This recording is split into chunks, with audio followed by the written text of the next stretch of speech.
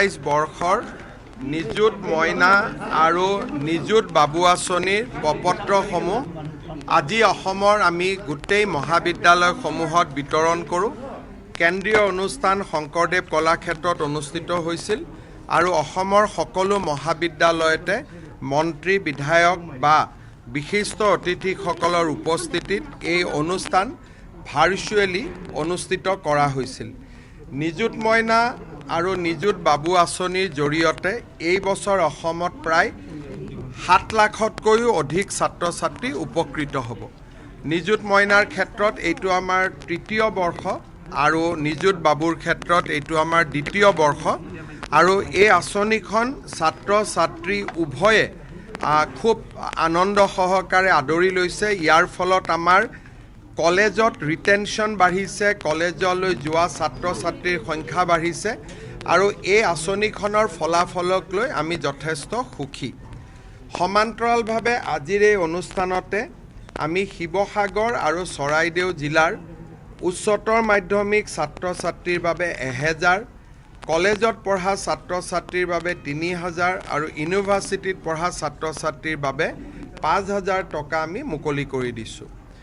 ইয়াৰ উপৰিও মই আগতে ঘোষণা কৰা মতে ইউনিফৰ্মৰ পইচা ইতিমধ্যে মুকলি কৰি দিয়া হৈছে আৰু আজি আমি স্কুলবিলাক বা কলেজবিলাকত বোকা বা পলস আদি গুচাবৰ বাবেও আমি 2 লাখ টকা আজি ইয়াৰ পৰাই আমি ডিবিটি কৰিছোঁ। প্ৰায় 14 কোটি টকা বিতৰণ কৰা হৈছে। মই ভাবোঁ যে আমি লোৱা পদক্ষেপসমূহে শিৱসাগৰ আৰু চৰাইদেউ জিলাৰ ৰাইজক সাধাৰণ জীৱন যাত্ৰালৈ উভতি অহাৰ ক্ষেত্ৰত সহায় কৰিব। বিশেষকৈ 10 বা 11 তাৰিখে আমি স্কুল কলেজবিলাক খুলিব পাৰিম বুলি আমি আশা কৰিছোঁ।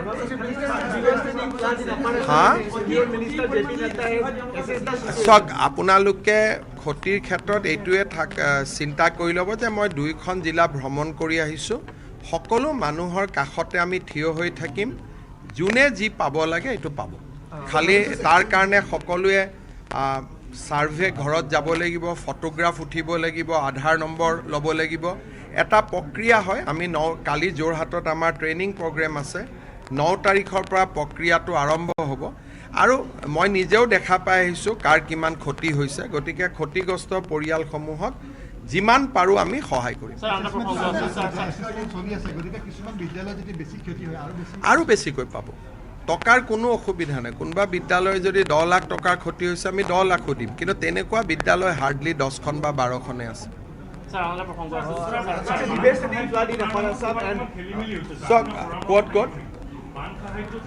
মই দুটা কথা ক'ম যে শিৱসাগৰ চৰাইদেউ জিলাতে যি আমি প্ৰথম 15,000 টকা পঠিয়াইছিলোঁ, ৰাইজে মোক অভিযোগ কৰিছে যে কিছু বানে আক্ৰান্ত নকৰা ব্যক্তিয়ে পাইছে আৰু বানে আক্ৰান্ত কৰা ব্যক্তিয়ে পোৱা নাই।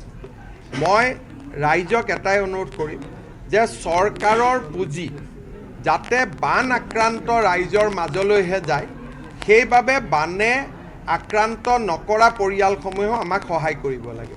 ভুলতে যদি তেওঁলোকৰ তাতো টকা গৈছে, তেওঁলোকে ক'ব লাগে যে মোৰ তাতে বানপানী হোৱা নাই, টকাটো মোৰ প্ৰতিবেশীজনক দিয়ক, মোৰ ওচৰ চুবুৰীয়াজনক দিয়ক, তেওঁৰ ক্ষতি বেছি হৈছে।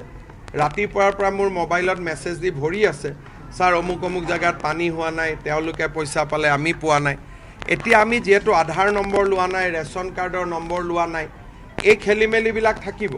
কিন্তু শিৱসাগৰ আৰু চৰাইদেউ জিলাৰ ৰাইজে নিজে যদি আমাক সহায় কৰিব তেতিয়া খেলি মেলিবোৰ নাথাকিব। দ্বিতীয়তে, বানপানীৰ নামত সাহাৰ্য উঠোৱাৰ প্ৰয়োজন নাই। মই দেখিছোঁ যে বক্স লৈ আমি ৰাস্তাই ঘাটে পইচা তুলিছোঁ। বেলেগৰ পইচা তুলি আমি সাহাৰ্য দিব নালাগে। নিজৰ টকাৰে যদি আমি পাৰোঁ সাহাৰ্য দিব লাগে। আপুনি যদি মোৰ পৰা টকাটো তুলি আপোনাৰ বেনাৰখনত গৈ সাহাৰ্য দিলে, তেতিয়াহ'লে মোৰতো তাত বান ৰিলিফ নহয়। মই দেখিছোঁ যে বহুতে টিং লগাই, স্কেনাৰ লগাই পইচা উঠাইছে, তাৰমানে নিজৰ পইচা নহয়, বেলেগৰ পইচা লৈ গৈ তাতে, সেইটোতো মোৰ মতেদি ফ্লাড ৰিলিফ নহয়। আমি পুলিচকো নিৰ্দেশ দিছোঁ যাতে কোনো ক্ষেত্ৰতে দোকান পোহাৰ সাধাৰণ নাগৰিকৰ পৰা বলপূৰ্বকভাৱে ক'তো বান সাহাৰ্য তোলা নহয়। কাৰণ এতিয়া গোটেই পৰিৱেশটো চৰকাৰৰ নিয়ন্ত্ৰণত আহিছে। তাত এতিয়া চৰকাৰে সকলো জেগাত যাব পাৰে। প্ৰথম 7 দিনৰ কথাটো বেলেগ আছিল যে চৰকাৰ যাব নোৱাৰিছিল। এতিয়া চৰকাৰ প্ৰতিটো জাগাত যাব পাৰে আৰু ৰাইজেও চৰকাৰৰ ওচৰত প্ৰত্যক্ষ হিচাপে আহিব পাৰে আৰু চৰকাৰৰ ফালৰ পৰা এতিয়া আমি